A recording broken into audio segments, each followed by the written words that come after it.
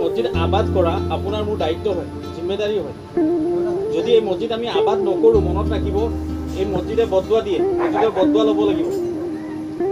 কমচে কম পুৰুষসকলে যাতে আমি মছজিদত গৈ জামাত হৈ যাতে নামাজ আদায় কৰোঁ, এই বস্তুটো আমি জাৰি কৰিব লাগে। নিজেও চেষ্টা কৰিব লাগে, দুই এজনক ইয়াৰ দাৱাত দিব লাগে, ক'ব লাগে। আপোনাৰ মোৰ জিম্মেদাৰী হয়, দায়িত্ব হয়। মই গৈছোঁ লগত আৰু দুই এজনক কওঁ, এইবাৰ আনা মছজিদত যাওঁ, নামাজখিনি আদায় কৰোঁ।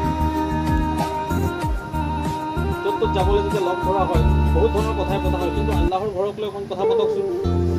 ইয়াৰ বহুত চোৱাব আছে। কালি কিয়ামতৰ দিনাত কৈছে এনেকুৱা কিছুমান মানুহে তেওঁ যেতিয়া চোৱাবৰ টোপোলাবিলাক আহিব, তো তেওঁ আচৰিত হৈ যাব, মানে মইতো ইমান কাম কৰা নাছিলোঁ, এইবিলাক ক'ৰ পৰা আহিছে। তেতিয়া দেখুৱাই দিব তুমি দুনীয়াত থাকোঁতে অমুক মানুহক ভাল কামৰ আদেশ দিছিলে, সেই মানুহটোৱে ভাল কাম কৰিছে, তেওঁক দেখি আৰু দুজনে কৰিছে, তেওঁ সেই দুজনক দেখি আৰু দুজনে কৰিছিলে। এই চবৰ ফালৰ পৰা এটা